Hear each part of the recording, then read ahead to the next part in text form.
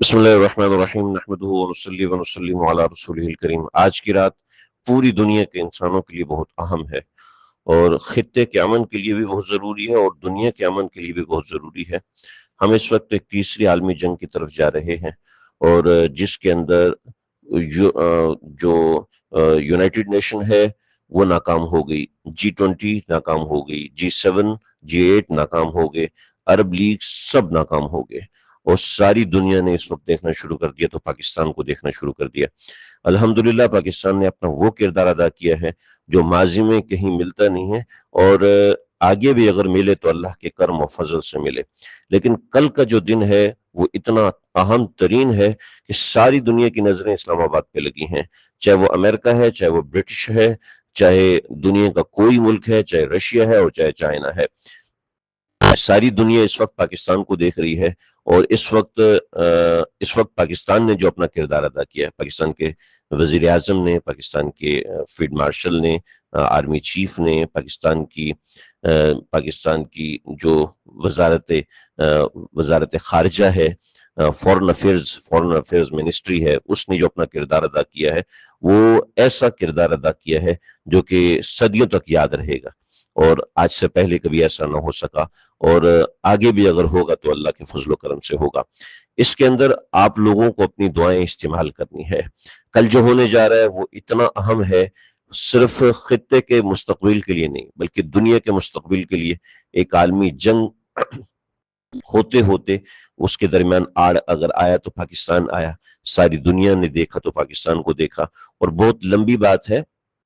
ساری مجھے بھی نہیں پتا، اور بڑے بڑے صحافی حضرات اس کے اوپر بات کر رہے ہیں، لیکن ہمیں سب کچھ جاننا ضروری بھی نہیں ہے، نہ ہمارا یہ موضوع ہے، نہ ہماری یہ ڈومین ہے کہ ہم اس کے اندر پڑھیں۔ لیکن کل کا دن پاکستان کی تاریخ کا ایک اہم ترین دن بننے جا رہا ہے۔ اگر یہ پیس ٹاکس کامیاب ہو جاتی ہیں تو پاکستان کا احسان ساری دنیا کے اوپر ہوگا۔ میں اس کے اوپر قطن کسی قسم کی کوئی بات نہیں کرنا چاہتا کہ کون مسلمان کون کافر، لیکن زائنسٹ لابی نے پچھلے کچھ سالوں میں مسلمانوں کے ساتھ جو سلوک کیا ہے وہ سب پر آیا ہے، سب پر واضح ہے، ساری دنیا جانتی ہے، اور ایران جس طرح ان کے سامنے ڈٹ کے کھڑا ہوا ہے وہ ایک اپنی مثال آپ ہے۔ لیکن اس وقت پاکستان کا جو کردار ہے پیس ٹاکس کے لیے وہ بہت اہم ترین ہے،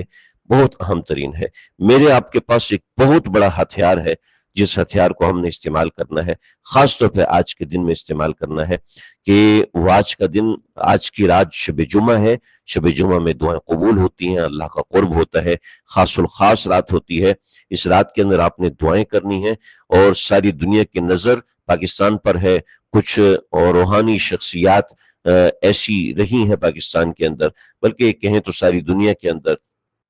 کہ جن کی دعاؤں کی بدولت یہ کائنات کا نظام بڑی احسن طریقے سے چلتا رہا ہے۔ آپ بھی ان میں شامل ہو سکتے ہیں۔ آگے کے معاملات کے لیے یہ اہم ترین گھڑی ہے، آپ حضرات کی دعاؤں کی بہت شدید ضرورت ہے، اس ملک کو، اس دنیا کو، عالم امن کو، عالم اسلام کو، خاص طور پہ آج پاکستان اور اسلام آباد کو آپ کی دعاؤں کی شدید ترین ضرورت ہے۔ آج کی رات آپ دعا کریں۔ نبی علیہ الصلوۃ والسلام کا کوئی خاص معاملہ ہوتا تھا تو دعا کا طریقہ کار یہ ہوتا تھا کہ 2 نفل پڑھتے تھے، پھر اللہ سے دعا کرتے، پھر 2 نفل پڑھتے، پھر تھوڑی دیر دعا کرتے، پھر 2 نفل پڑھتے، پھر تھوڑی دیر دعا کرتے، پھر تھوڑی دیر،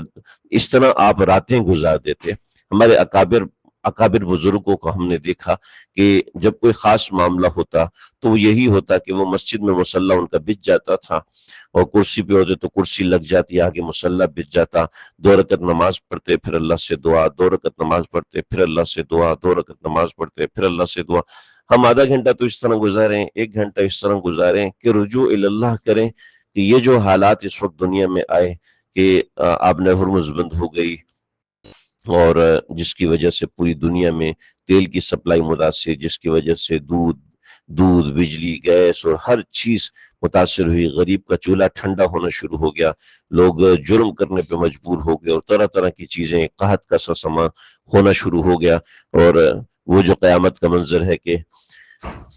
جو بندہ قبر کے پاس سے گزرے گا وہ کہے گا کاش کے قبر میں میں ہوتا کہ مجھے یہ مشکل نہ جھیلنی پڑتی۔ وہ حالات قریب آ رہے تھے۔ انڈیا کے اندر تو حالات یہ تھے کہ لوگ شہروں کو چھوڑ کے گاؤں کی طرف جانا شروع ہو گئے کہ لکڑی جلا کے ہم کھانا پکائیں گے، گیس کے سلنڈر کے لیے لائنز ہے۔ پوری دنیا کے اندر جو انرجی لاک ڈاؤن ہے وہ لگ گیا، لفٹس بند ہو گئیں، اے سی بند ہو گئے، پیٹرول بچانا شروع کر دیا، پیٹرول بجلی کو بچانا شروع کر دیا، گیس کو بچانا شروع کر دیا۔ پاکستان کے اندر بھی کچھ اس طرح کے حالات ہونے والے تھے، لیکن اللہ کا شکر ہے کہ پاکستان کی فورن افیئرز نے، پاکستان کے وزیر اعظم، صدر مملکت اور پاکستان کے آرمی چیف نے جو کردار کیا وہ بہت زبردست ہے۔ اللہ ان کو خوش رکھے، اللہ تعالیٰ ان کو خوشیاں دے، اللہ ان کی تکالیف کو دور فرمائے، ان کے ذریعے سے مسلمانوں کو اور بھی راحت عطا فرمائے۔ لیکن اس وقت ہمارے ملک کو ہماری دعاؤں کی ضرورت ہے۔ کوشش کریں کہ آج رات جس قدر دعائیں کر سکیں اپنے ملک کے لیے، اپنے وطن کے لیے۔ اس وقت پاکستان نے جو کردار ادا کیا ہے وہ قابل فخر کردار ہے۔ جس طرح پاکستان نے عربوں کو جنگ کرنے سے روکا، جس طرح یو اے ای کو جنگ کرنے سے روکا، مد مقابل میں کھڑا ہونے سے روکا، کہ جس طرح یہودی زائنسٹ کی یہ سازش تھی کہ مسلمانوں کو کسی طرح آپس میں لڑا دیا جائے، لیکن کس طرح پاکستان درمیان میں رہا، سعودی عرب کو روکتا رہا، یو اے ای کو روکتا رہا، قطر کو روکتا رہا۔ ایسے ہی پاکستان نے اپنا بڑا کردار ادا کیا، اور آگے بھی پاکستان انشاءاللہ اپنا کردار ادا کرے گا۔ آپ کے لیے آپ کے ذمے بھی ہے کہ ہم سب مل کے اپنا کردار ادا کریں، کہ اللہ تعالیٰ سے دعائیں کریں، صلاۃ الحاجت پڑھیں کہ ملک کو اور اس وقت عالم اسلام کو، عالم امن کو، خاص طور پر جنوبی ایشیا کو آپ کی دعاؤں کی سخت ترین ضرورت ہے۔ اور اپنے دعاؤں کا ہتھیار ایسا ہے کہ ہم چاہیں تو ہم استعمال کریں، ہم چاہیں تو اس کو استعمال نہ کریں۔ لیکن آج بہت اہم وقت ہے، کل یہ مذاکرات ہونے جا رہے ہیں، لہٰذا آپ اپنے مسلح گیلے کر دیجئے، اللہ سے دعائیں مانگیے کہ اللہ تعالیٰ یہ کل ہونے والے مذاکرات میں، یہ درمیان میں جو شیطان یہودی زائنسٹ بیٹھے ہوئے ہیں، یہ اپنا کردار ادا نہ کریں، اور دوبارہ سے ایسا معاملہ نہ ہو جس کی وجہ سے تمام عالم کے اندر ڈسٹربنس ہو جائے۔ ورنہ یہ تیسری جنگ عظیم کو کوئی نہیں روک سکتا، جو کہ ایک آزمائش در آزمائش ہے، غریب کے لیے، امیر کے لیے، اور ہر طبقے کے لیے ایک بڑی آزمائش ہے۔ تو اس کے لیے آج آپ نے دعائیں کرنی ہیں۔ ہماری مائیں، بہنیں، بہو، بیٹیاں جو اپنے گھروں میں ہیں وہ مسلوں پہ بیٹھ جائیں، اللہ سے دعائیں کریں، اپنے دوپٹے پھیلا دیں، جھولیاں پھیلا دیں اللہ سے، کہ اللہ اس مشکل وقت سے اس امت کو، اس قوم کو نکال دیجئے۔ یہ جو آپس کی جو جنگیں ہیں، اور یہودی لابی یہ چاہتی ہے کہ مسلمان آپس میں لڑے اور یہ خود ایک سائڈ پر ہو جائے دوبارہ، تو اللہ اس سے حفاظت فرمائیے، عالم اسلام کو متحد فرمائیے، اور آگے اس اتحاد کے جو نتائج و ثمرات ملنے ہیں وہ اللہ ہم سب کو عطا فرمائے۔ السلام علیکم ورحمۃ اللہ وبرکاتہ۔